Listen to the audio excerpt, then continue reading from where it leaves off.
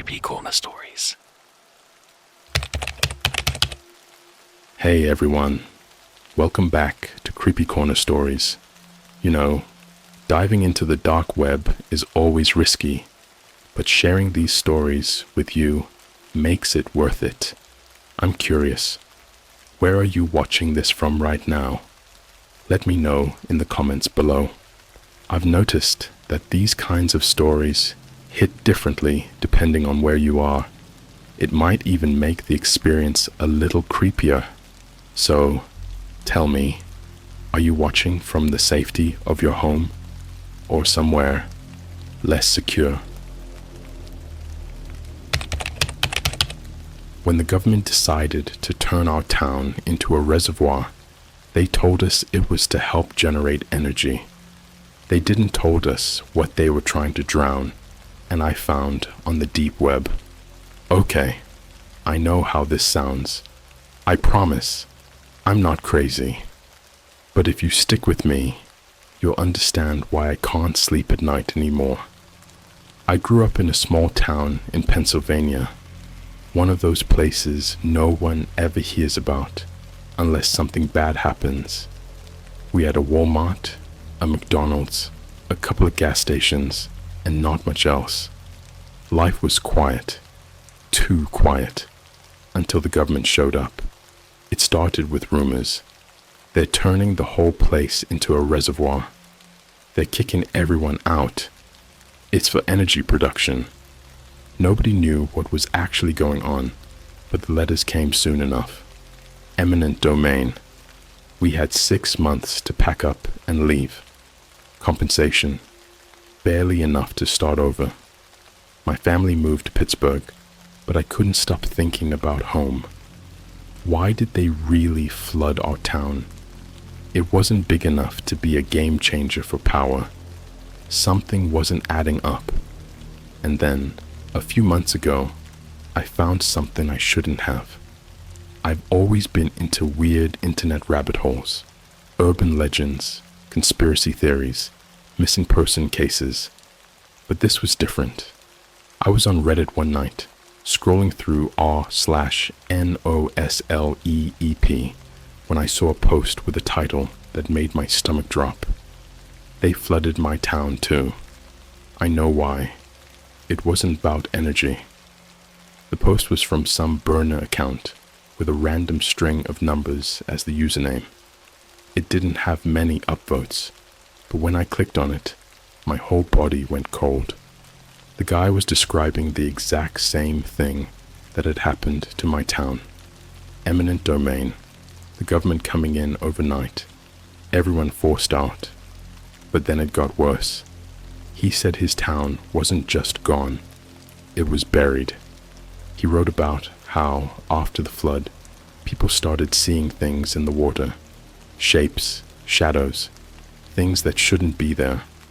And then, at the end of his post, he included a link. I know better than to click on random deep web links. I do. But I was obsessed. I had to know. So I clicked. The site was plain. Just a black background and a single text box that said, "Enter location." I hesitated, then typed in the name of my town. For a second, nothing happened. And then, a loading bar appeared. And then, a live feed from under the water where my town used to be. At first, I thought it was just murky footage of sunken houses, maybe some leftover street signs. But then, the camera moved, and I realized it wasn't just sunken houses. There were people down there, not bodies, people, and they were moving. I don't mean floating, like drowned corpses.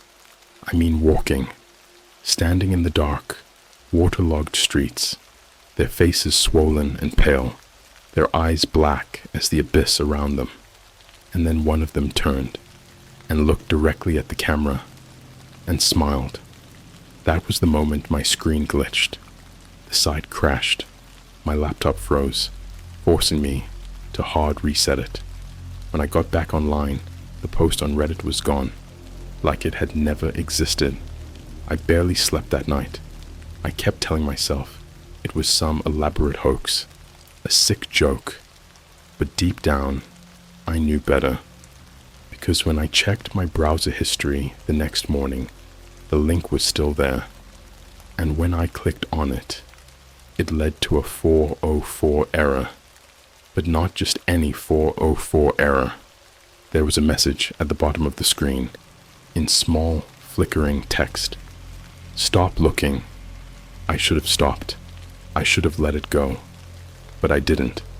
Because that wasn't the only link I found. I should have let it go. I should have closed my laptop, deleted my history, and moved on with my life. But I couldn't. Because when I woke up the next morning, something was wrong. My phone was vibrating on my nightstand, non-stop. I grabbed it, still half asleep, and looked at the screen. Unknown number. I let it ring, then another, and another. 14 missed calls, all from unknown. I forced myself to take a breath. Probably just a scam, right? But my gut was screaming at me. Something felt off. Then my phone buzzed again. Text message. I didn't want to read it. I did not want to read it. But my body moved on its own. Stop looking. You have no idea what you're digging into. Turn your device off. Now. I stared at the message, my hand shaking. No name, no context. I should have listened.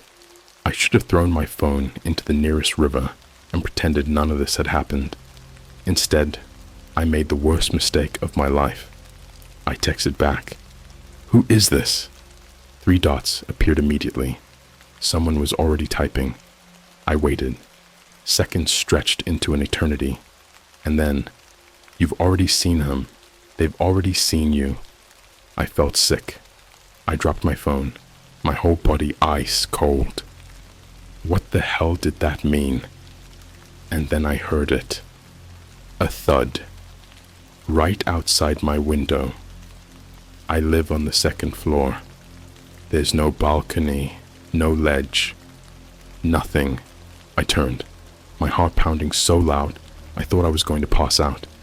The blinds were closed, but I could see a shape behind them. A silhouette. Tall. Too tall. Standing completely still. Just watching.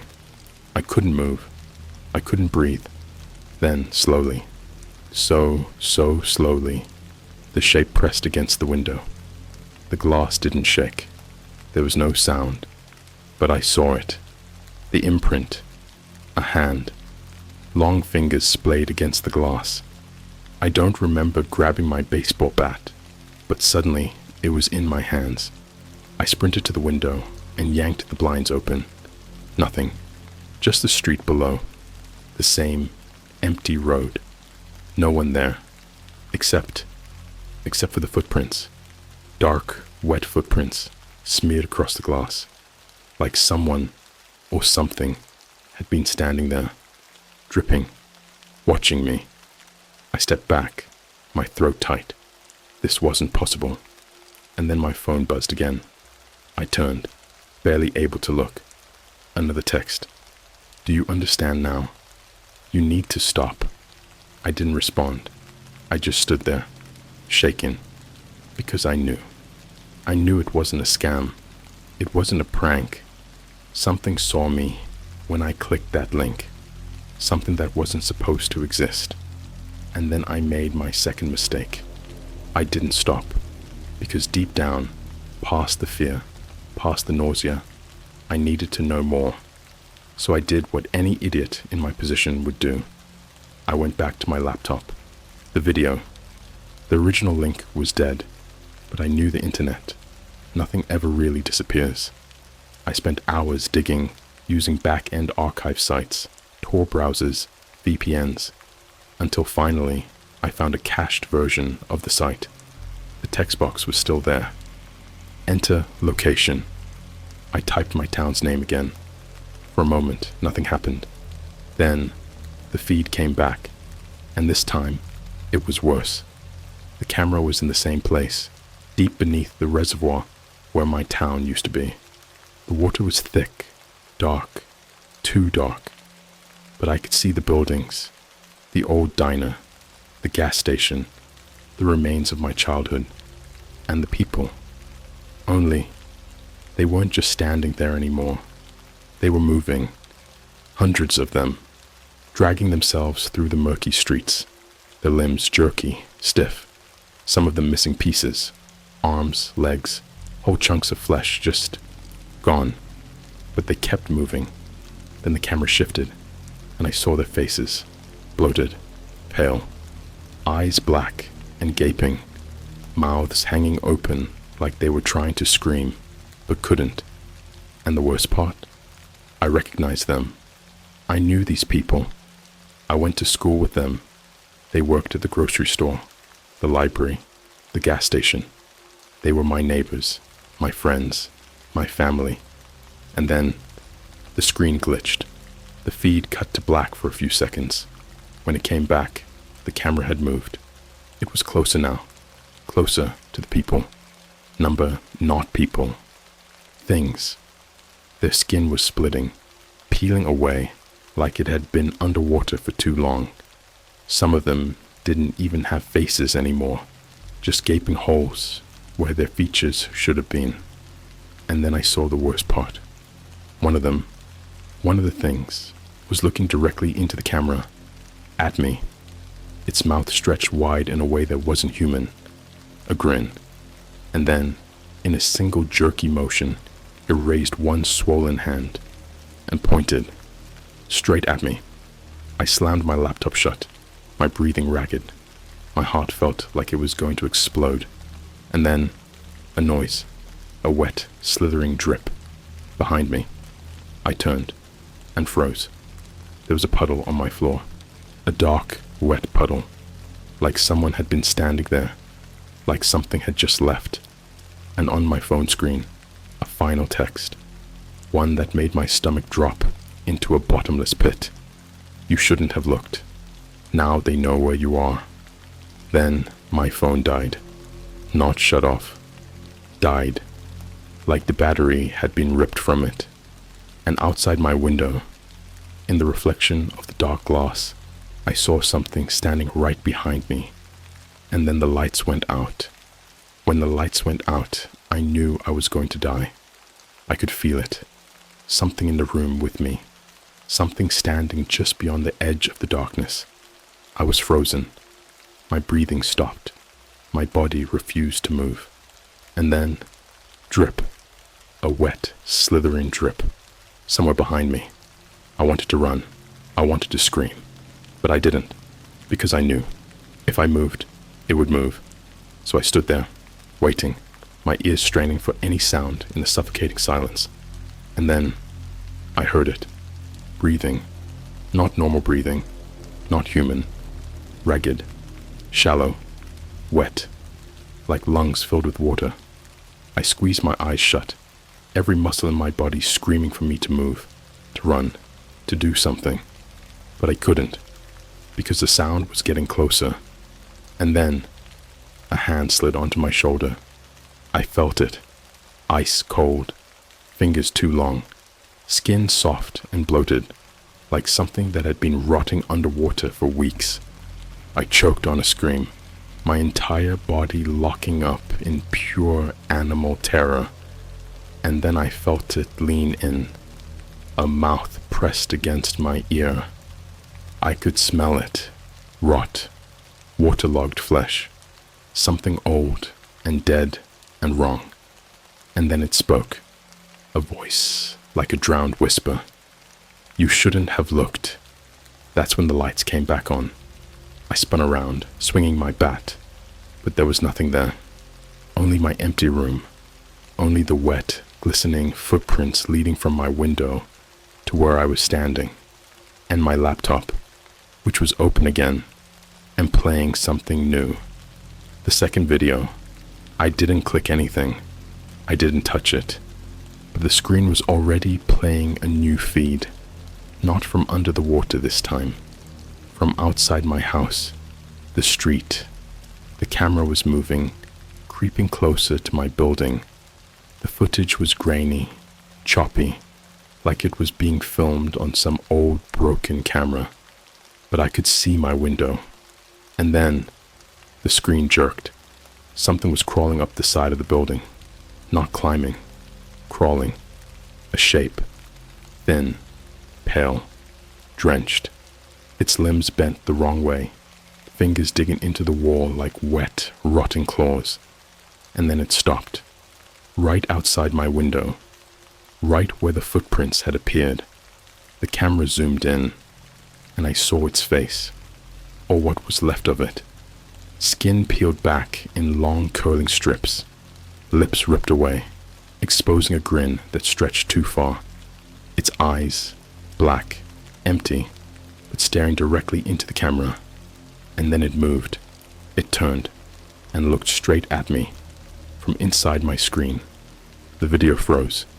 The image of its rotting, grinning face stuck on my screen. And then my phone buzzed. I grabbed it without thinking. Another text. "You let it in." My stomach flipped. I dropped my phone. And then, right behind me, a whisper. "You're drowning." I turned, and the floor wasn't there anymore. Drowning, but not dead. I was underwater, not in my room, not in my house.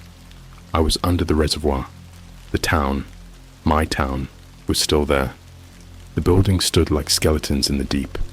The street signs covered in slime. Cars, houses, everything sunk and silent. And I was floating above it all, sinking. I couldn't breathe. My lungs burned. I thrashed, my arms flailing. But then, hands grabbed me. From the dark, from the shadows of the sunken houses, they came out of the walls, hundreds of them, rotting, boneless, slick with decay, pulling me down. Faces stared at me through the dark water, grinning, watching, waiting. I saw my old neighbor, the librarian, the gas station cashier. Their bodies were dissolving, skin breaking apart, like paper in water. Their mouths opened, and water poured out. They were trying to speak, but all I heard was gurgling. Something grabbed my face. I screamed, but only bubbles escaped. I looked up, and saw it. The thing, the drowned thing. It didn't have a face anymore, just black, empty space, where its features used to be. It opened its mouth, wider, wider, until it was nothing but a gaping hole of darkness. And then I woke up, not alone. I was in my bed. My lungs ached. My clothes were soaked. My fingers were pruned, like I'd been in water for hours. But the worst part, my laptop was still open. The screen was frozen on a single image. Mr. lying in my bed, asleep, taken from inside my room. And below the image, a final message. "You were drowning. We pulled you back. Next time, you stay." I didn't leave my room for 3 days. I didn't eat. I barely slept. Every time I closed my eyes, I felt it. Water filling my lungs, fingers dragging me down into the dark.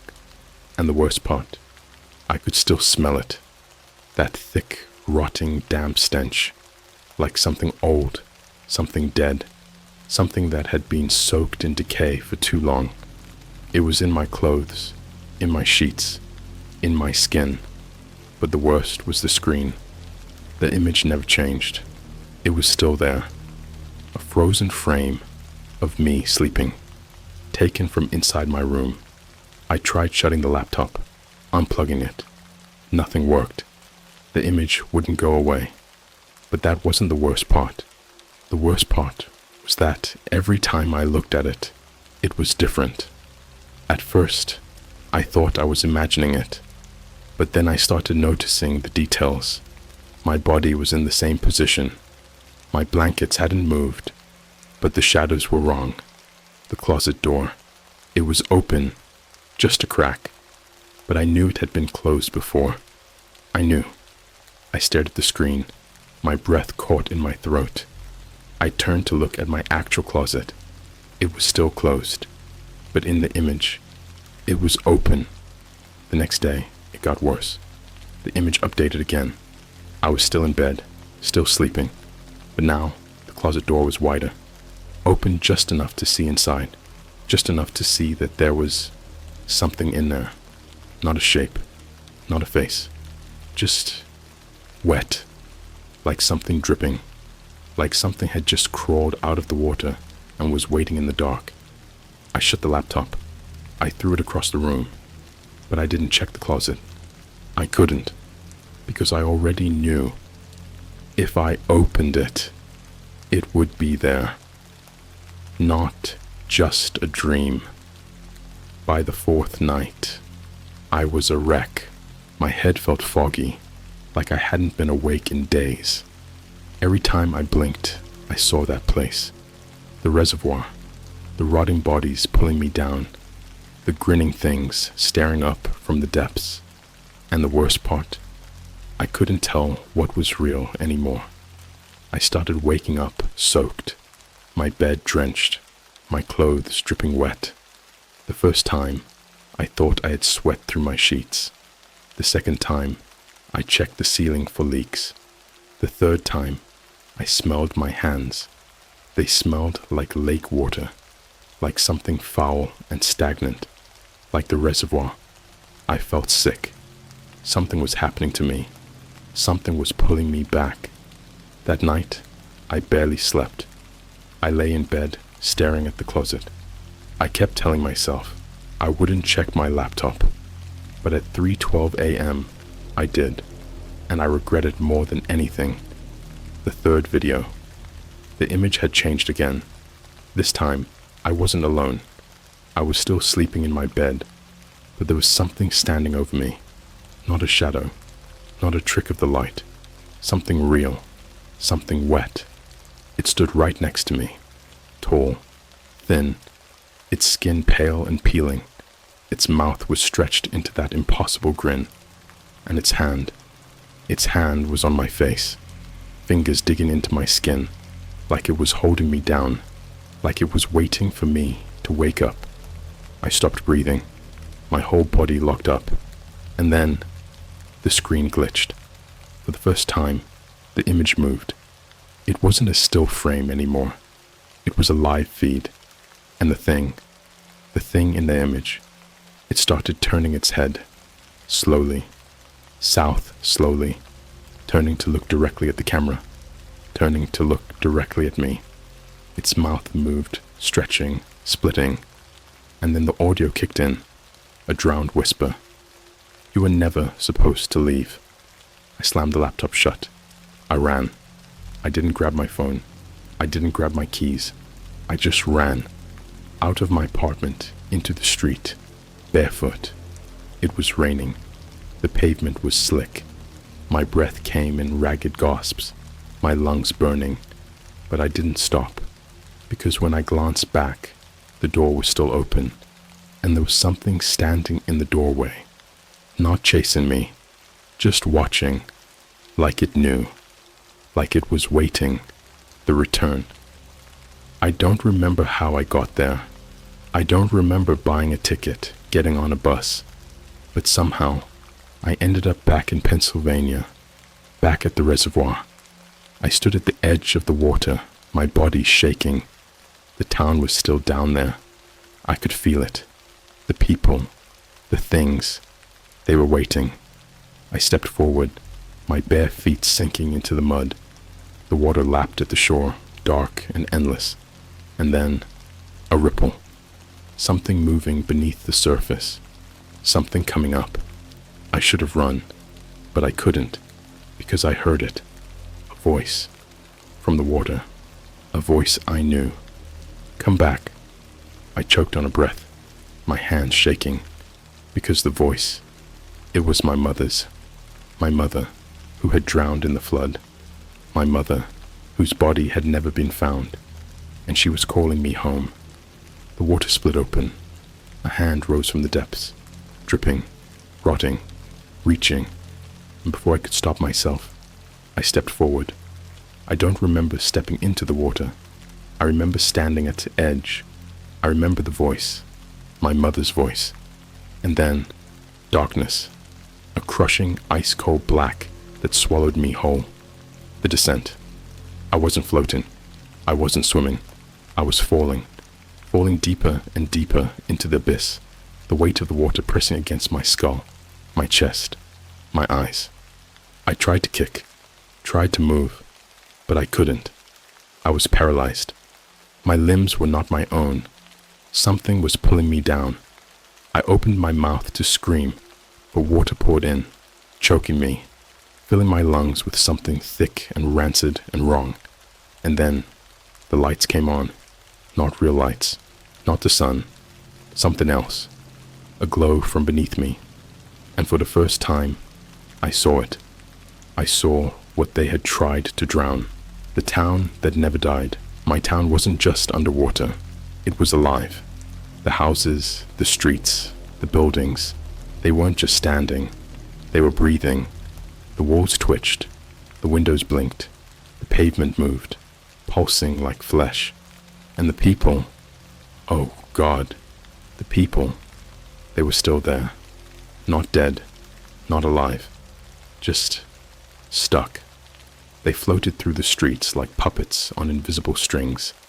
Some of them dragged themselves across the pavement, their skin peeling away in ribbons, their jaws hanging open in soundless screams. Their eyes were gone. Black, gaping holes stared out from their skulls, leaking water, leaking rot, and their mouths were all smiling. They saw me. I tried to close my eyes. I tried to wake up, but I wasn't dreaming. I was here, and they had seen me. The first one jerked its head toward me, its neck cracked, the bones bending too far. Its arms twitched, then snapped into place as it took a step forward. Then another. Then more of them turned. The entire town, the entire graveyard of drowned things, turned to look at me. And then they started walking, not swimming, walking, their bare feet scraping across the pavement, their movements unnatural, stiff, like marionettes with their strings tangled. But they were coming. I thrashed, fighting against whatever force was holding me in place, but it was too strong. I was stuck. I was trapped.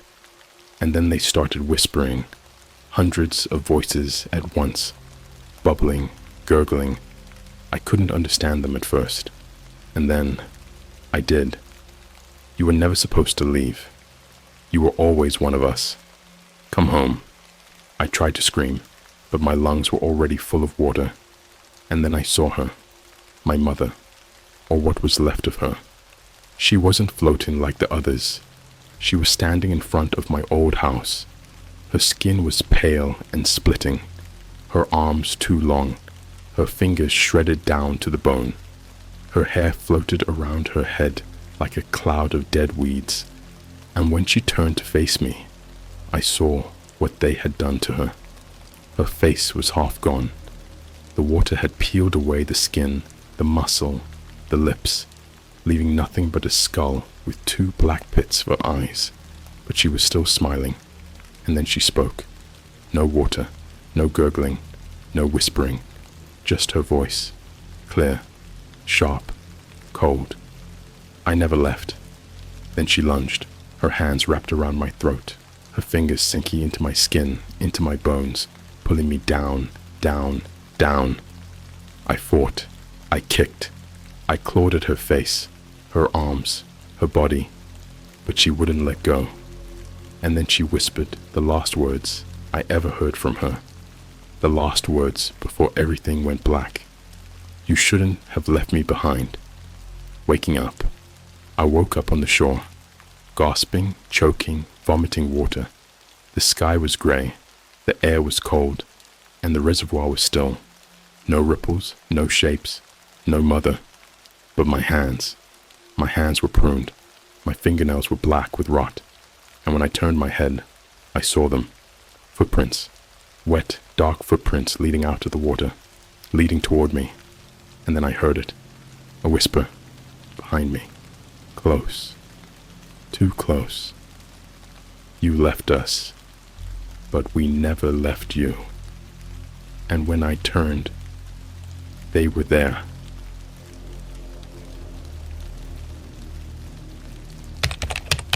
I found the most disturbing dark web subreddit. Warning, do not go outdoors if you have a headache. Alright, before I start, let me just say, I know how this sounds. I know how these dark web stories go.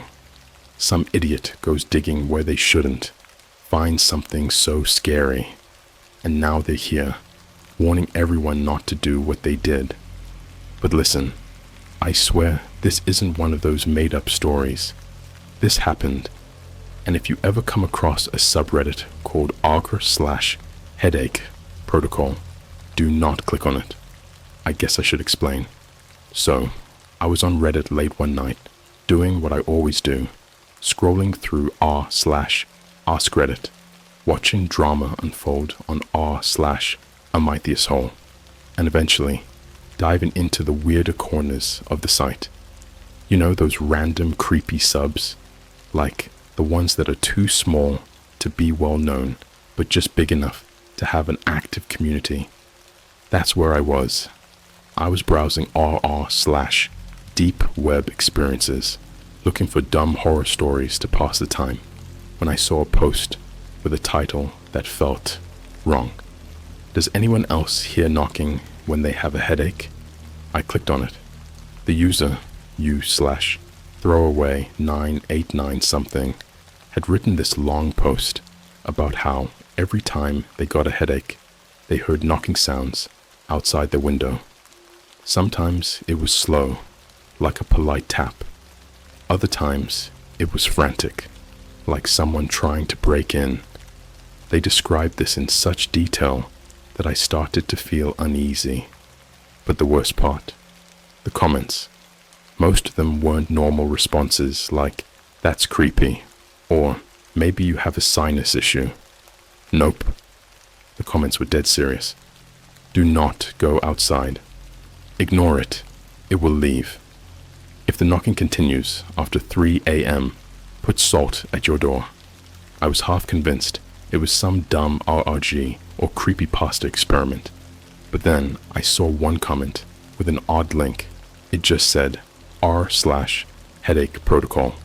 Now, obviously, I was curious. I hesitated for a second before clicking, but come on, this is Reddit. How bad could it be? r/headache protocol. I swear, the second the page loaded, I felt off. The subreddit looked like something straight out of the early 2000s. The layout was messed up. No custom banner, no fancy theme, just a plain black background with red text. It had around 1,300 members, which was way too many for something this weird, but not enough to make me think it was a joke. At the top, pinned in bold letters, was a post that just said, "Read this before posting." I clicked, and dude, the rules were insane. Rule 1, do not acknowledge the knocking. Rule 2, never go outside if you have a headache. Rule 3, if you hear whispering, cover all mirrors. Rule 4, if your phone vibrates twice at 3:13 a.m., do not check it. Rule 5, if you see someone outside your window who looks like you, do not make eye contact. I felt this weird tightness in my chest reading it. Something about the wording made it feel too specific, like someone had actually been through this and wasn't just making up creepy rules for fun. The rest of the sub was filled with posts that were even worse. It knocked 3 times. I'm so scared. I looked in the mirror and my reflection smiled. It's outside. It won't stop calling my name. Some had photos attached. Not your usual blurry, obviously fake horror stuff. Just vague, unsettling images. One was a picture of a completely normal street at night. Except, if you looked closely, you could barely make out something standing by a stop sign. Just a silhouette. No features, no details. Just waiting. Another was a screenshot of a phone lock screen. 3:13 a.m. 2 notifications. The message preview just said, "Look outside." Dude, I got full body chills. I should have stopped reading. I should have closed the subreddit. But no, because I'm an idiot, I kept going. That's when I saw a post that made my stomach drop. I think my roommate went outside. Now she won't stop smiling. The comment that messed me up. At this point, I was fully freaked out. My room was dark except for my laptop screen, and every little sound in my apartment was making me paranoid. But before I could close the tab, I saw a comment under that post. It wasn't long, just a single sentence. "Check your headache." I frowned. What did that even mean? But then I realized my head had been hurting for the last hour. I figured it was just from staring at the screen too long, but now I wasn't sure. Then I heard it. A knock. Nope. Number, no way. I froze. It wasn't from my door. It was from my window. I live on the 2nd floor. I didn't move. I didn't even breathe. I just stared at the window, waiting, heart pounding so hard I thought I was going to pass out. Knock, knock, knock. Slow, deliberate. Like whoever or whatever was out there wanted me to know it was there. I grabbed my phone and turned on the camera. My hands were shaking so bad I could barely hold it still. I slowly raised it, angling it toward the window, but keeping my eyes locked on the screen. For a second, I didn't see anything, just a faint reflection of my room. And then, a face. Not a stranger, not some creep trying to break in. It was me, staring at myself from the other side of the glass. But it wasn't normal. My reflection was too pale. My lips were stretched into this wrong, frozen smile. And worst of all, its eyes weren't looking at the phone screen. They were looking directly at me. I threw my phone across the room and shut my laptop in a panic. I sat there, heart racing, too scared to move. Then, my phone vibrated. Twice. I didn't check it. I just sat there shaking, waiting for the knocking to stop. It didn't. The knocking didn't stop. Not for minutes. Not for hours. It just kept going. Knock, knock, knock. Slow, patient, waiting. I sat frozen on my bed, my hands gripping the sheets so hard my fingers went numb. My heart was hammering against my ribs like it was trying to escape. But I didn't move. I didn't look at the window again. I knew what I saw, and I knew it was still there. But then, something changed. The knocking moved. At first, it was at the window, just like before. Knock, knock, knock. Then it stopped for a second, and suddenly, knock, knock, knock. At my bedroom door. My breath hitched. My throat tightened so hard, it felt like I was being strangled. My apartment is small. There's no way in, no balcony, no fire escape. And I never heard the front door open. But something that looked like me, was on the other side of that door. I should have called someone. I should have screamed, prayed, done something. But all I could do was sit there, body locked up in sheer animal terror, as the knocking started again. Knock, knock, knock. And then, the doorknob turned. You don't realize how loud silence can be until you're in a moment like that. The sound of my breathing was deafening. My pulse pounded in my ears.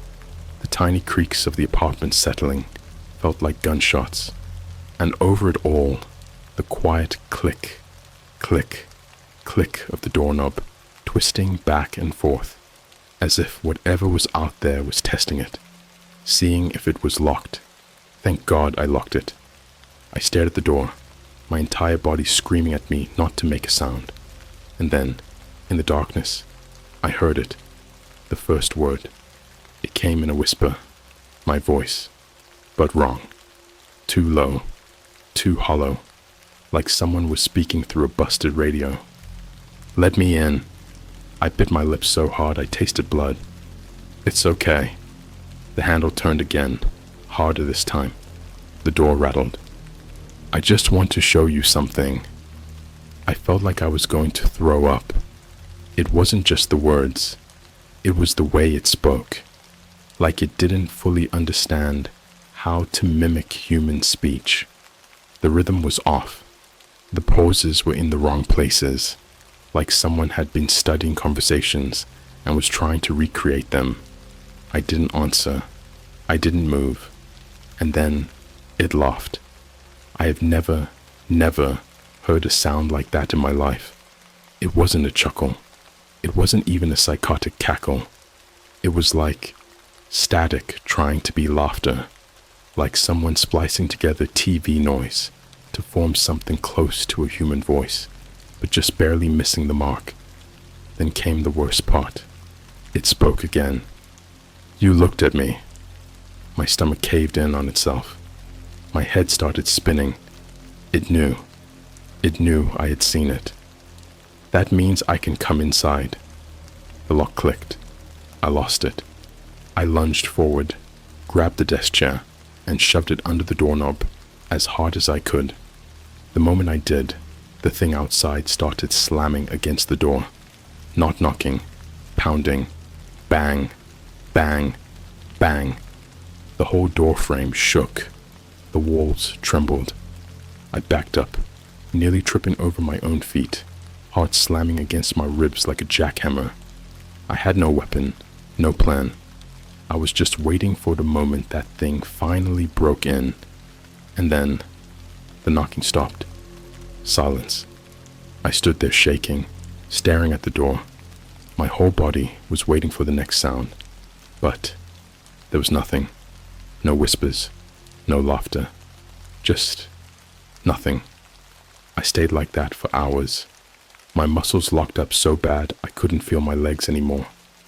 My room was freezing, but sweat dripped down my spine in cold, sticky trails.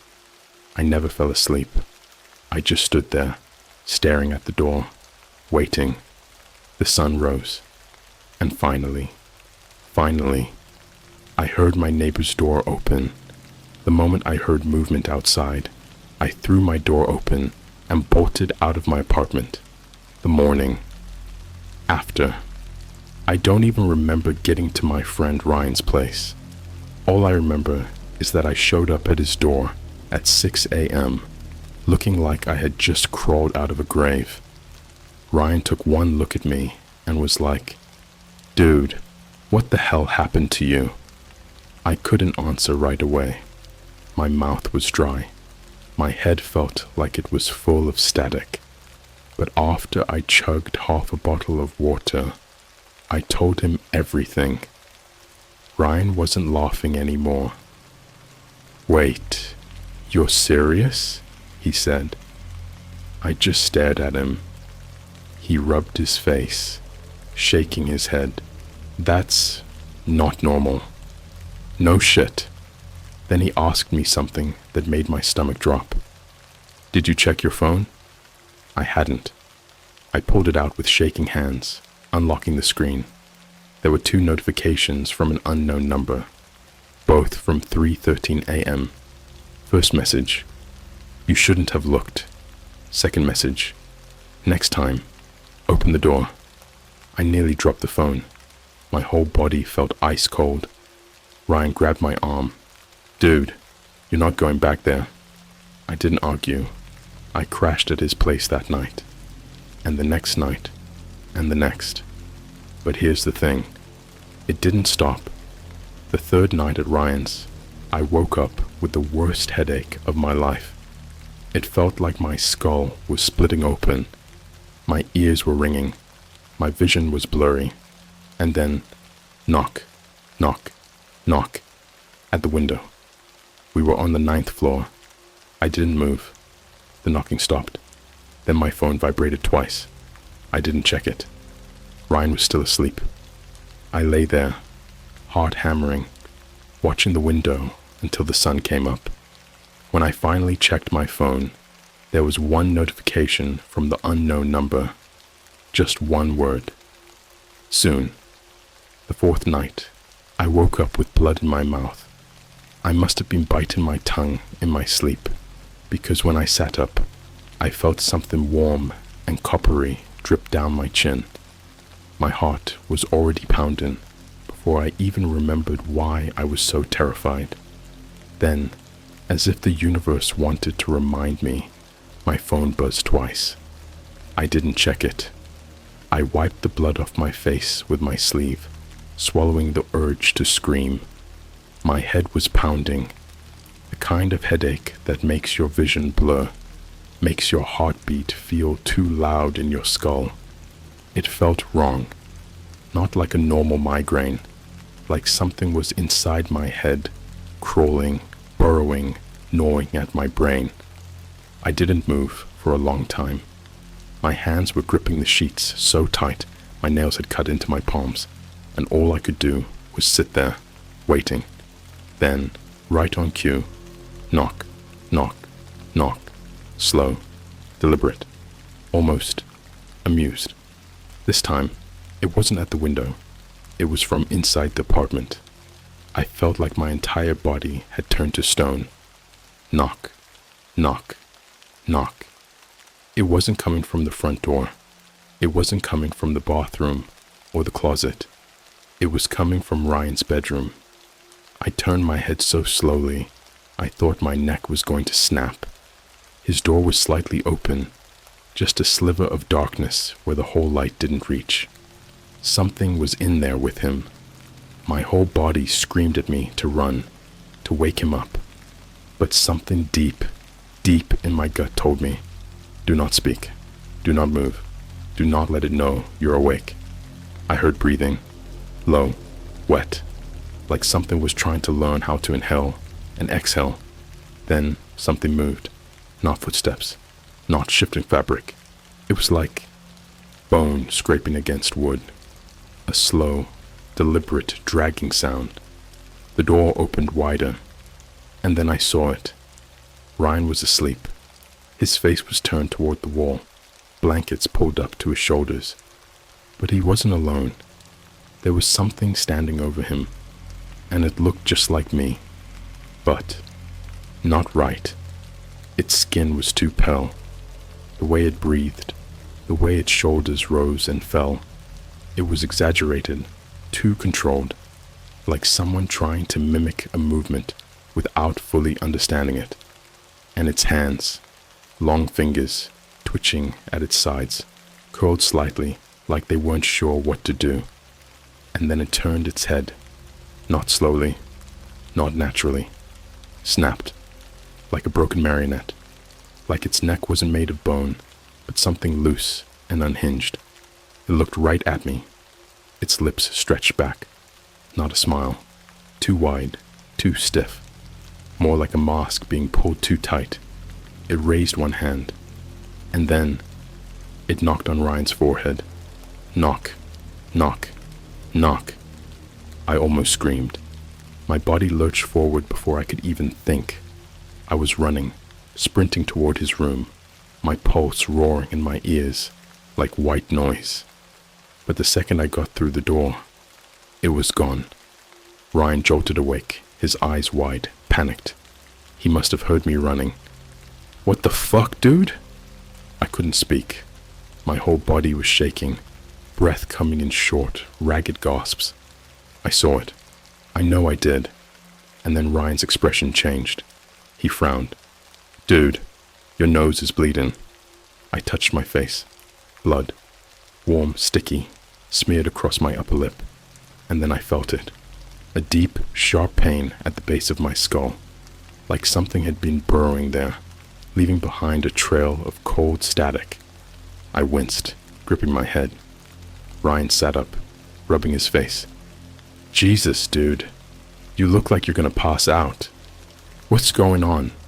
I wanted to tell him. I wanted to tell him so badly. But something inside me whispered, no. So I just shook my head. I think I need some air. And then I left. The parking lot, I don't know why I went outside. Maybe I just needed to prove to myself that I was still real. That my body wasn't just some fragile shell, slowly being taken apart from the inside. It was nearly 4 a.m.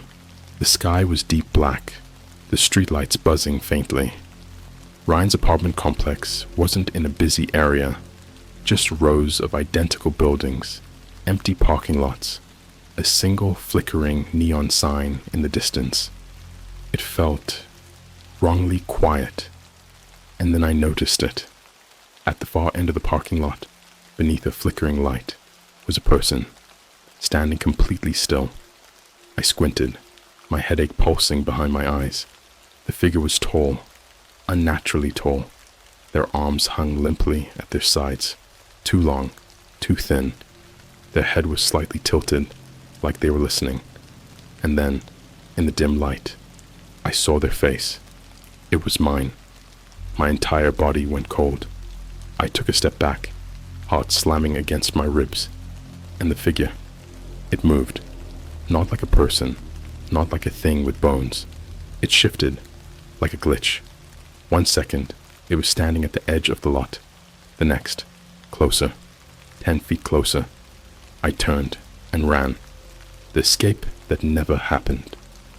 I don't remember getting back to the apartment.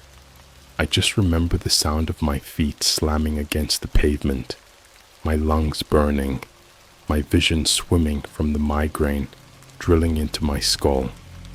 I locked the door behind me, hands shaking so violently I could barely turn the bolt. My whole body was buzzing with fear. And then, my phone buzzed. 2 messages. I squeezed my eyes shut, but I knew I had to look. First message, running won't help. Second message, you let me in. And then, the closet door creaked open. I didn't open it. I didn't have to. I already knew what was inside. Knock, knock, knock. I should have left the city that night. I should have packed my bags, gotten in my car, and driven until I ran out of road. But I didn't. And now, I don't think I ever had a chance, because it was already inside. I didn't sleep. I couldn't. I sat in the corner of Ryan's apartment, my knees pulled to my chest, staring at the closet door. It was still open, not wide open, just a crack, a sliver of darkness in the dim glow of the streetlights bleeding through the blinds. I could feel it watching me. But the worst part? I didn't tell Ryan. I could have woken him up.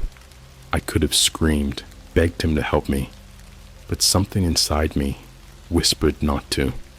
It wanted him to wake up. The thought hit me so hard, I nearly choked on my own breath. It was waiting for him to open his eyes and see what was inside the closet. I forced myself to move. My limbs were stiff, my joints aching from being locked in place for so long. I inched toward the closet, my breath ragged, my pulse a high-pitched whine in my ears. I was going to shut it. I was going to slam it closed, lock it, burn it to the ground if I had to. But just as my fingers brushed the edge of the door, I felt breath on my neck, hot, slow, too close. I didn't turn around. I wanted to. Every nerve in my body screamed for me to turn, to run, to do anything. But I didn't, because I knew that if I turned around, I would see it.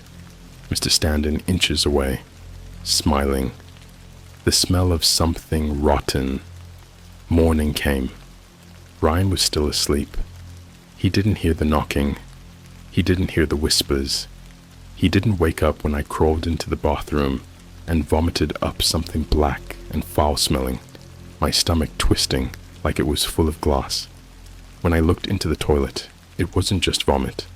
There were teeth, not mine, too small, too yellowed, like they had belonged to a child.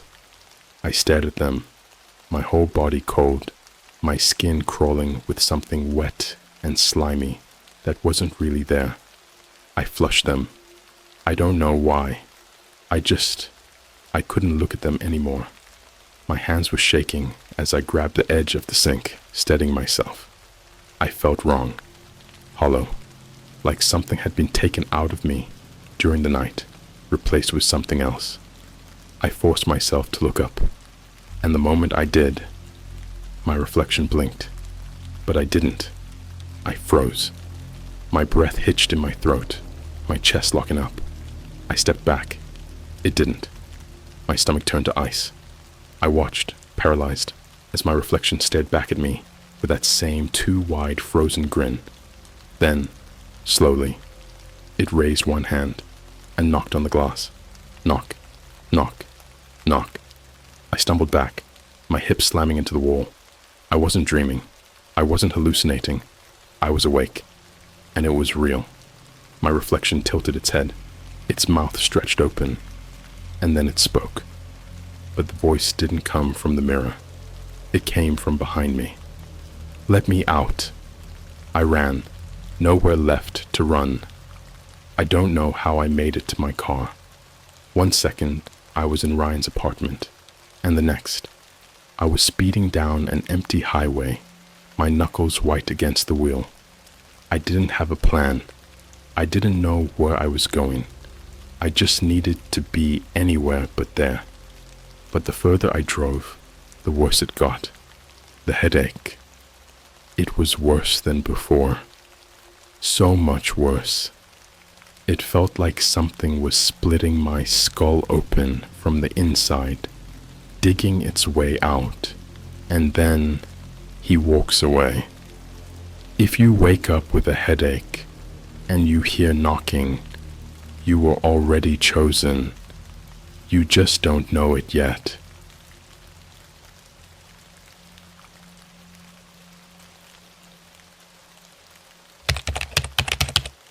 My blind dad died 5 years ago. His tapes keeps coming on a secret dark web mail site. I think I can see the afterlife with them. Okay, so I don't even know where to start with this, because I know how it's going to sound. Like, if I read this post myself, I'd be calling BS in the comments.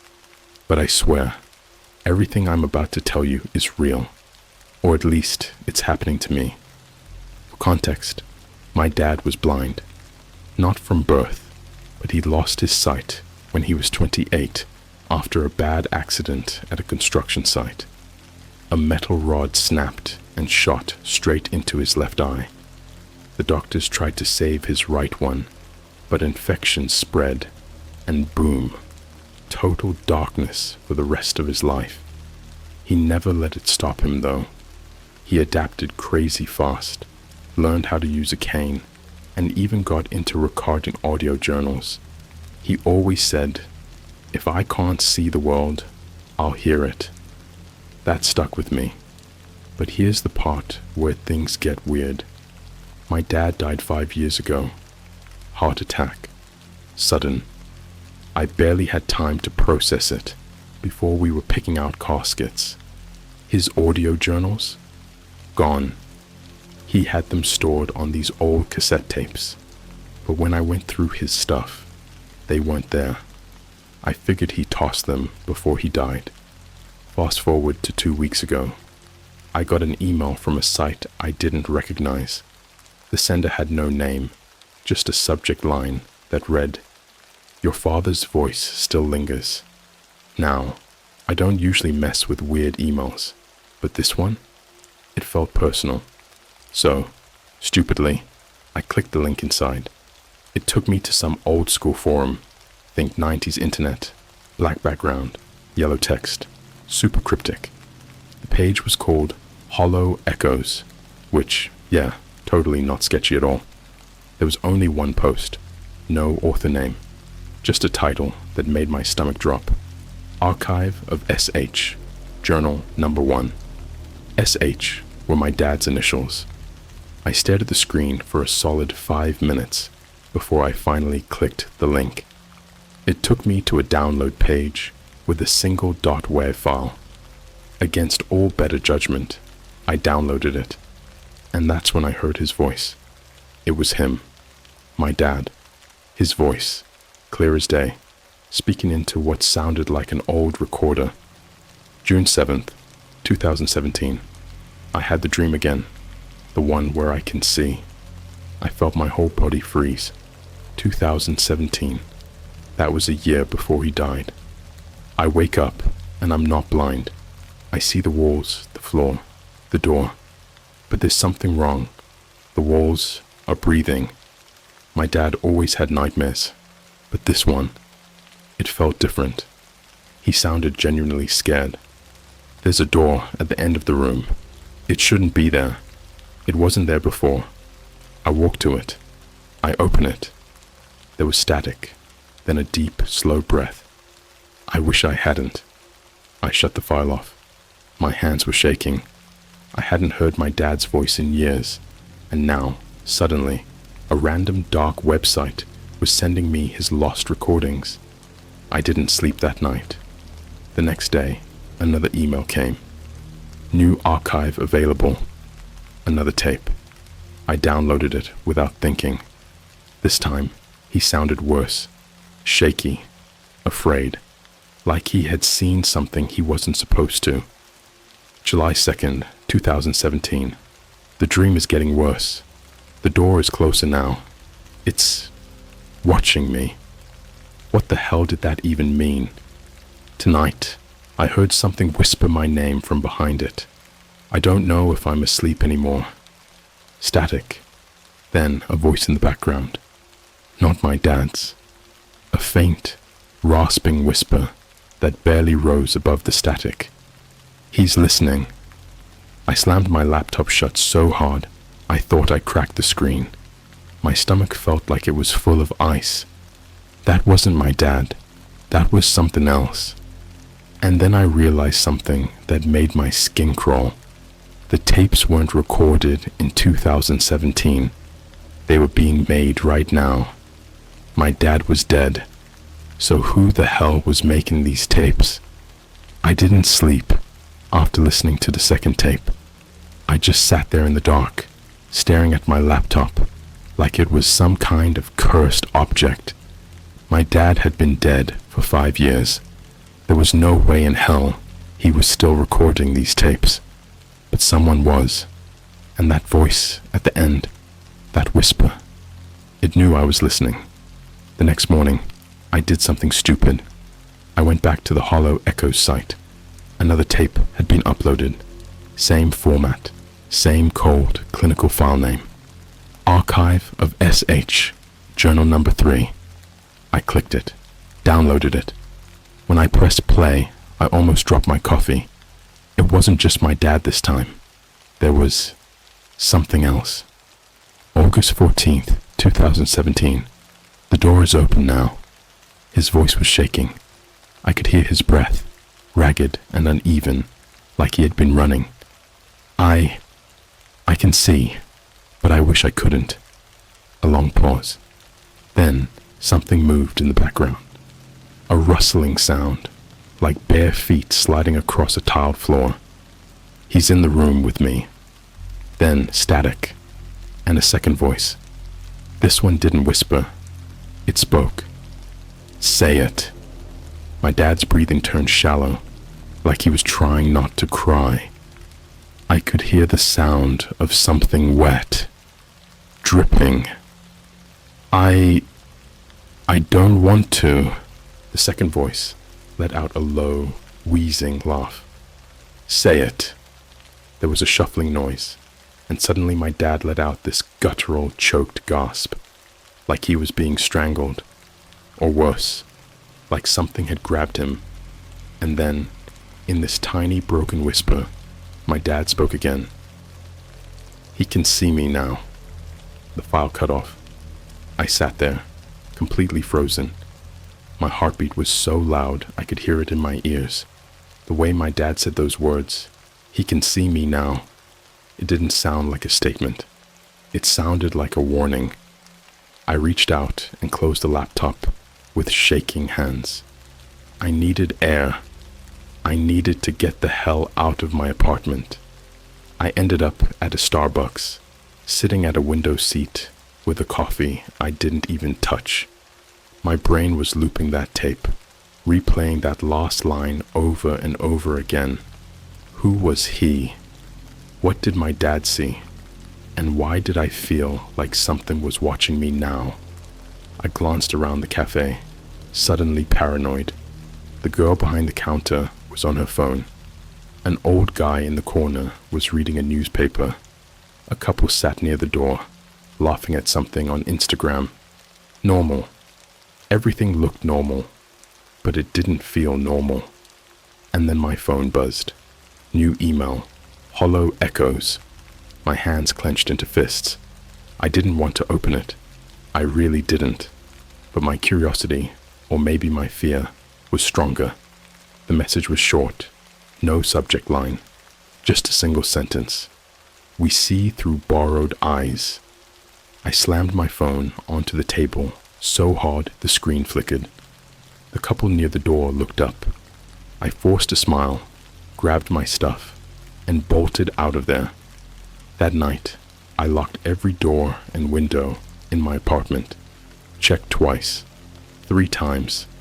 The whole place was silent, except for the low hum of my refrigerator. But I couldn't shake the feeling, that itching sensation, like someone was in the room with me. I crawled into bed and stared at the ceiling.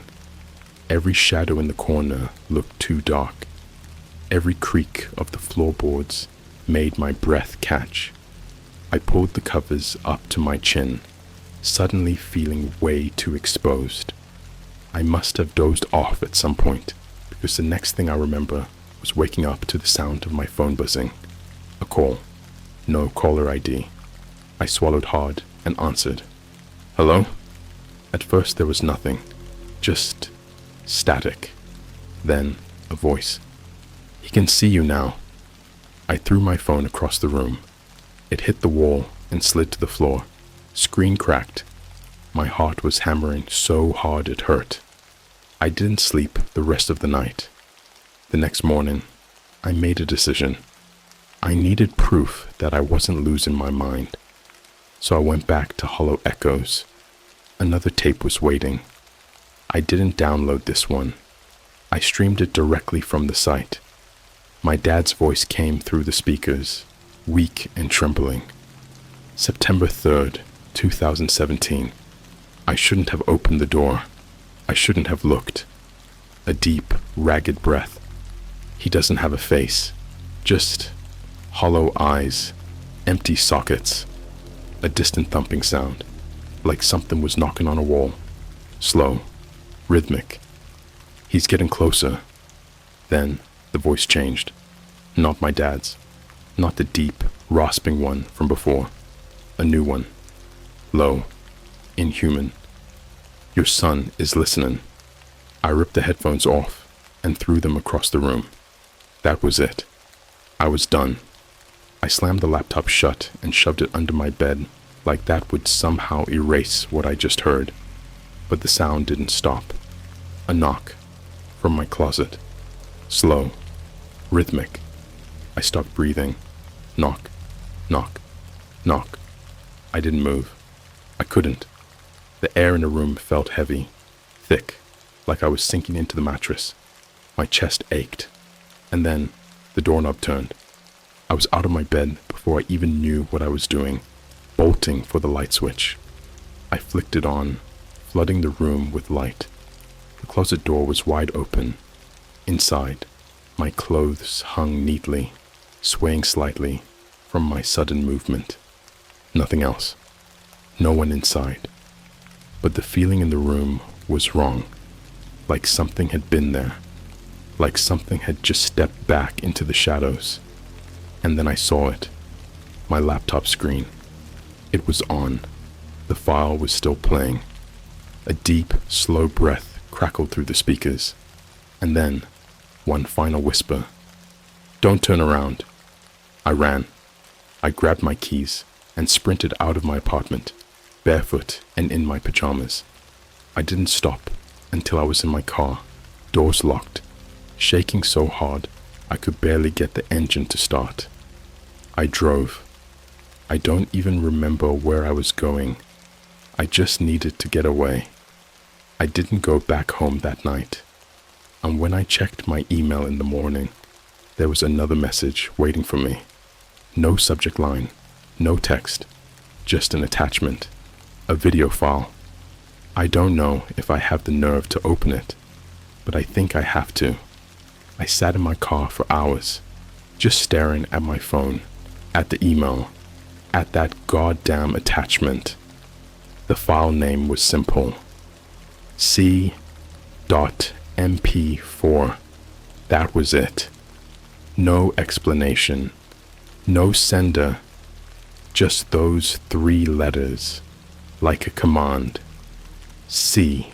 I didn't want to open it. Every bone in my body screamed at me to delete it, to throw my phone out the window and drive until I ran out of gas.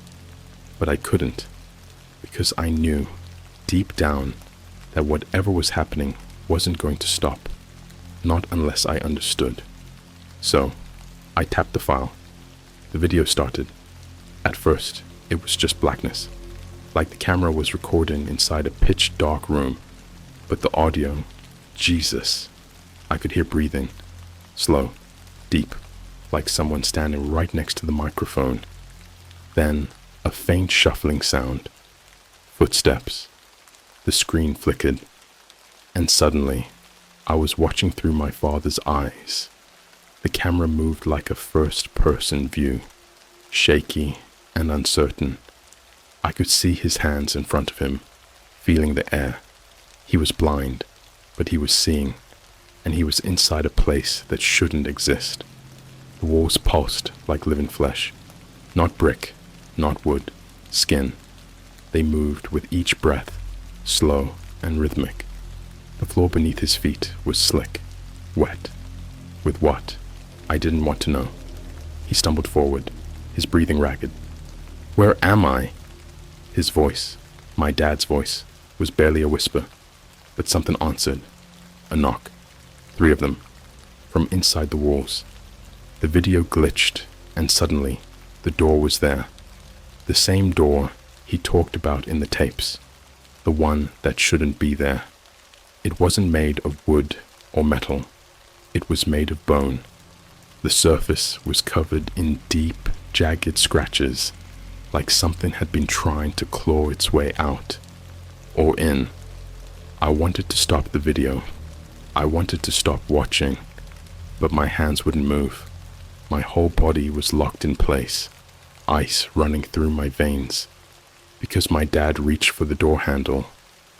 "Don't," I whispered, like somehow he could hear me, but he turned it, and the door swung open. The camera lurched forward like he'd been pulled inside. The video glitched hard, frame stuttering, sound distorting into this horrible, metallic shrieking. And then, everything stopped. He was in a hallway. It looked like an endless hospital corridor, stretching into pure blackness. The walls weren't flesh anymore. They were covered in faces, not pictures, not carvings. Real human faces, stretched and sewn into the walls like trophies. Eyes frozen wide, mouths contorted into silent screams. Some blinked, some twitched. One opened its mouth like it was trying to speak, but only wet, gurgling noises came out. My dad's breathing turned frantic. He knew he had stepped into something wrong. "Hello." The word echoed down the corridor, bouncing off the walls. The faces twitched. Some of them moved. Their mouths opened. And then, they all spoke at once. "He sees you." The lights exploded. The screen tore apart. The audio collapsed into screaming. And for one single frame, I saw him. The thing that had been whispering. The thing from the tapes. The man with no face.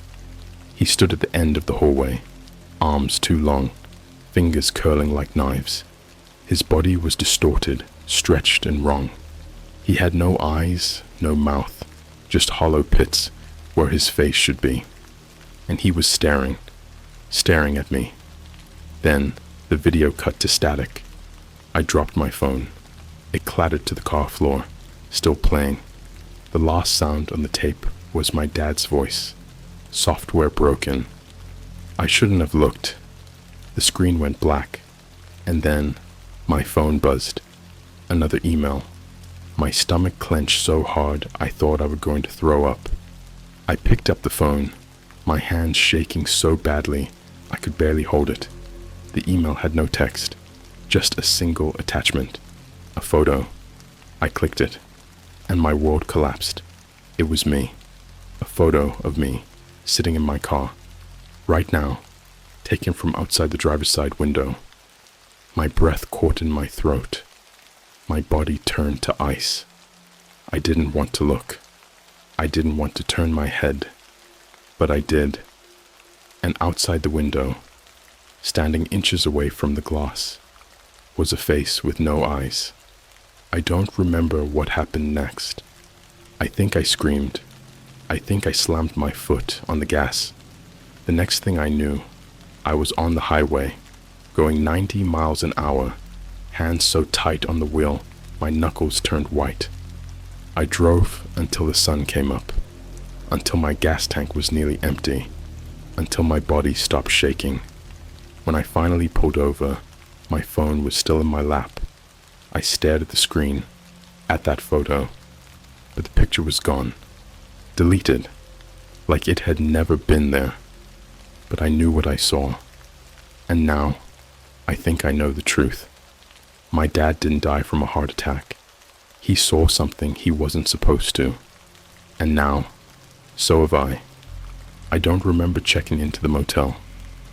I barely remember getting out of my car. Somewhere between realizing I wasn't safe anywhere and knowing I couldn't keep driving forever, I pulled off the highway into some nameless town and handed my credit card to a guy at the front desk who didn't ask any questions. Now, I'm sitting on the edge of a rock-hard bed in a room that smells like mildew and cheap air freshener, and I still feel him watching, the man with no face. I don't know what I expected when I left my apartment, that it would stop, that running would somehow erase what I'd seen, but it's worse now, because I don't think he's just watching anymore. I think he's waiting. The second video file. At some point, I must have fallen asleep because I woke up to my phone buzzing again. Another email, another file. This time, it wasn't a video. It was a live stream. My stomach clenched. I stared at my screen, the words flashing in front of me. Live now. Hollow echoes. I knew I shouldn't click it. I knew that whatever was on the other end of that stream wasn't meant to be seen by anyone alive. But my hand moved before my brain could stop it. I tapped the link, and the video opened. At first, it was just static, a low, hissing sound, like distant breathing. Then, the screen flickered, and I saw my apartment. The camera was inside my bedroom, aimed directly at my closet door, the same one that had opened by itself. For a long time, nothing happened. Then, the doorknob turned, slowly, like whoever or whatever was on the other side was playing with me. My chest locked. I couldn't breathe. I couldn't move. The door creaked open. Darkness. Then, something stepped out. It wasn't him. It was something else. A person. A woman, wearing a thin white nightgown. Her head was tilted at an unnatural angle, her mouth hanging open like she was mid-scream. But there was no sound. Her eyes were gone. Not gouged out. Not bloody. Just missing. Smooth, pale skin stretched over empty sockets, like she had never had them to begin with. I clamped a hand over my mouth. I wanted to turn off the stream, but I couldn't, because she was holding something, a cassette tape, the same kind my dad used for his recordings. And then, in one sudden, jerky movement, she turned her head toward the camera. Even though she had no eyes, I knew she was looking at me. He's almost here. The stream cut off. The hollow ones. I threw my phone across the room. I felt sick, like something rotten had burrowed into my brain. I wasn't alone in this. It wasn't just me and my dad. There were others, and they had all seen him. I scrambled to my feet, pacing the room like a caged animal. I needed to think. I needed to. My phone buzzed again. I turned. It wasn't an email this time. It was a text message. Unknown. Number. Check your car. I froze. The motel room suddenly felt too small. The air felt thick, like I was breathing in something old and dead. I didn't want to check, but I had to. My body moved on autopilot. I grabbed my keys and walked to the window, peeking through the dirty blinds. My car was still there, parked under a flickering street lamp. But there was something in the back seat. A small black cassette tape, sitting perfectly upright on the middle seat, waiting for me. I don't even remember walking outside. My mind was a blur, my heart hammering so fast I thought I'd pass out. The second I opened the car door, the smell hit me. Rot, like something had been dead inside my car for weeks. I gagged, covering my nose, but I reached for the tape. The second my fingers touched it, something whispered from the back seat. You see now. I spun around. Nothing. Just empty space. I grabbed the tape and slammed the door shut, nearly falling over myself as I sprinted back to my room. I shoved the tape into my dad's old recorder, the one I'd kept in a box for years. My hands were shaking so hard I could barely press play. And then, his voice. But it wasn't my dad. It was a voice I'd never heard before. You let him in. A high-pitched whine filled the room, like the tape was distorting. He was blind, but now he sees. And now, the voice stopped. A long dragging scrape sounded through the speaker, like fingernails on wood. Then, a knock, 3 times, from inside the motel room closet. I stopped breathing. My head turned, my body going cold. The closet door was closed. It had been closed when I walked in. But now, I could see the doorknob slowly turning. The room was silent. Then, a voice, low, hollow, right next to my ear. Don't look. I ran. I grabbed my keys and sprinted out of the motel, leaving everything behind. My bag, my phone, the goddamn tape. I didn't stop running until I reached my car. I locked the doors, and through the windshield, standing in the parking lot, under the flickering street lamp, was the woman in white. No eyes, no expression, just watching. Then her mouth opened, wider, wider, until it stretched down to her chest, unhinged like a snake. And then she screamed. I floored it. The tires screeched, the car lurching forward, nearly clipping the curb as I peeled out onto the road. I didn't look back, because I knew she wasn't alone. I could feel them now, all of them, watching and waiting, because once you see him, you don't stop seeing, and no matter how far you run, he always finds you. I don't know how long I drove. The highway stretched on forever, an endless blur of yellow lines and darkness. My hands were locked on the wheel, knuckles white.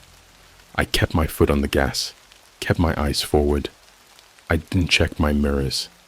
I knew what I'd see. I could feel them in the back seat, watching.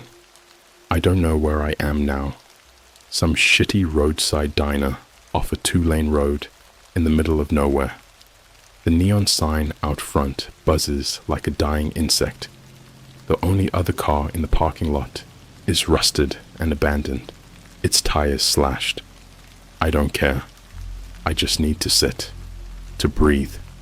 But the second I stepped inside, the old woman behind the counter looked at me like she knew, like she could see it on me.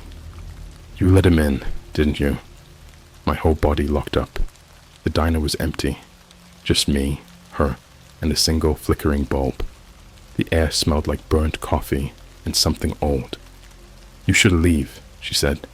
It's too late for you, but you should leave. I swallowed hard. My throat was dry.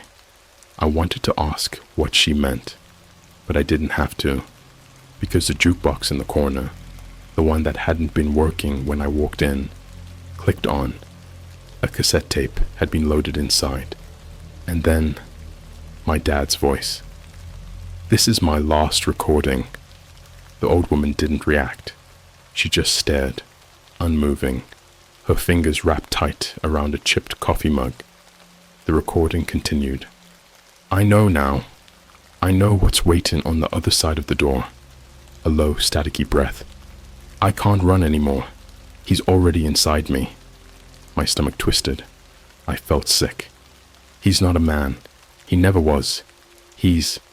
The tape glitched. The audio snapped.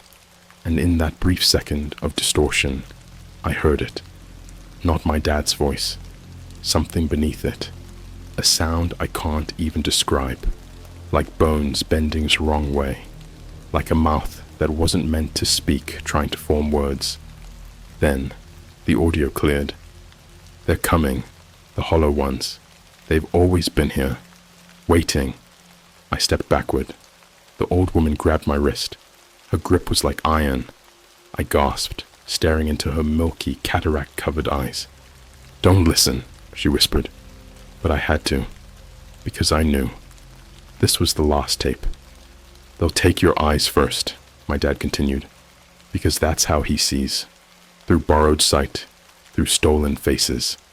The jukebox hissed. And then they'll peel you open.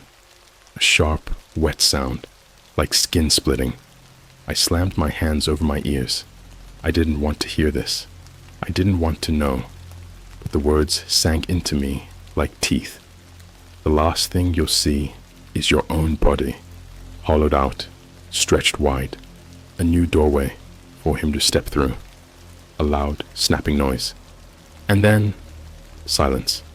I was shaking. My hands were ice. The old woman let go of my wrist. She was staring past me now, her face twisted into something between horror and pity. I turned slowly, and I saw the reflection in the diner window.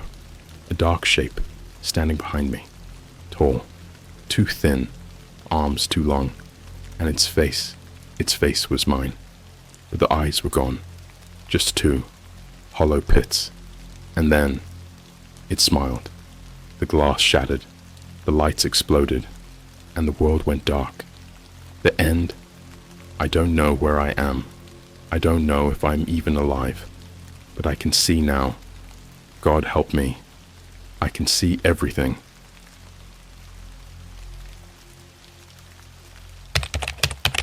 I performed a dark web ritual, and from that night on, someone keeps writing messages on my mirror.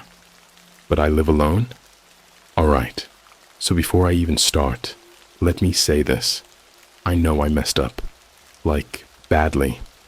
And if you're reading this thinking, dude, why would you even do that?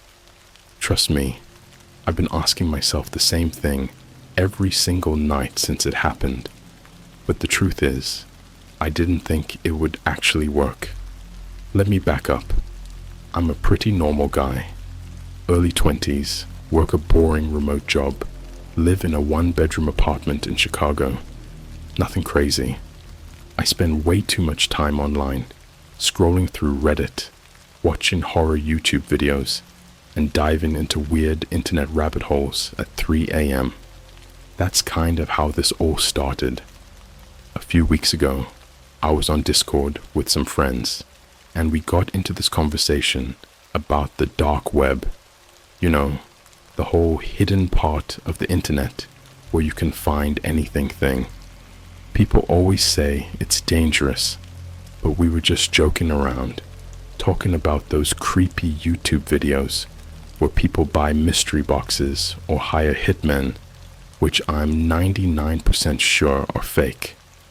Then one of my friends, let's call him Jake, mentioned something I'd never heard of before.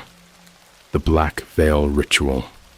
Apparently, it was this old internet legend about a ritual you could perform through the dark web. The idea was simple. You follow a set of instructions, type a specific phrase into a hidden website, and supposedly something happens. No one really agreed on what exactly. Some people said it summoned a watcher, others claimed it cursed your house, and some thought it was just a dumb internet hoax. But here's the part that freaked me out. Jake swore he knew someone who actually tried it. Some girl from his college. And after she did it, she started waking up to messages written on her mirror. At first, it was just random words, but then the messages started using her name. A week later, she deleted all her social media and dropped out of school. No one ever heard from her again. Total BS, right?